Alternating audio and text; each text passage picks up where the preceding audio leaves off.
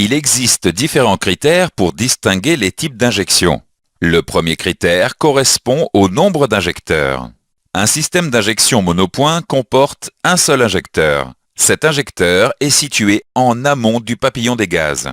Un système d'injection multipoint comporte un injecteur par cylindre.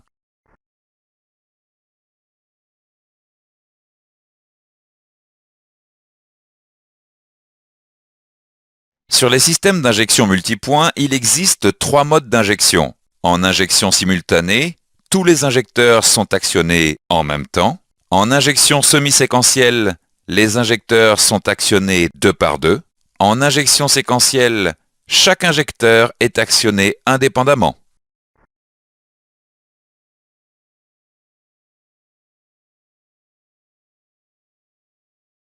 Le dernier critère de distinction est l'endroit où le carburant est injecté. Sur un système d'injection indirecte, l'essence est injectée avant la soupape d'admission. Sur un système d'injection directe, l'essence est injectée directement dans la chambre de combustion.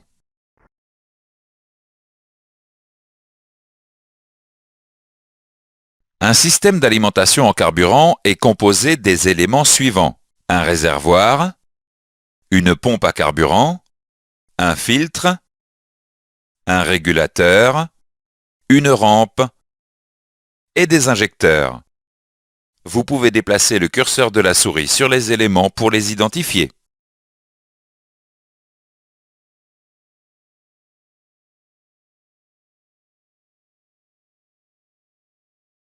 La pompe à carburant aspire le carburant du réservoir et alimente le circuit. La pompe à carburant permet de fournir le débit de carburant. Le filtre à carburant élimine les impuretés qui pourraient endommager les pièces sensibles du circuit. Le régulateur maintient une pression de carburant adéquate dans le circuit d'alimentation. Cette pression de carburant est aussi appelée pression d'injection. La rampe assure la distribution du carburant aux injecteurs. Les injecteurs pulvérisent le carburant dans le circuit d'admission d'air.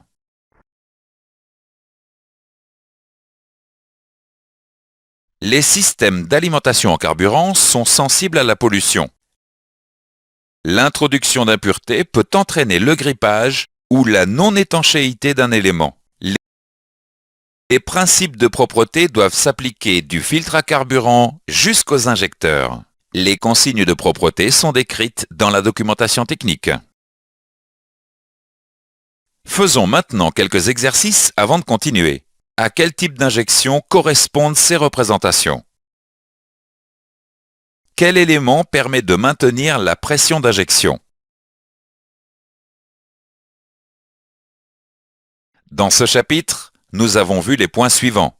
Il existe 2 types d'injection, le système d'injection monopoint et le système d'injection multipoint. Sur les systèmes d'injection multipoint, il existe 3 modes d'injection: l'injection simultanée, l'injection semi-séquentielle et l'injection séquentielle.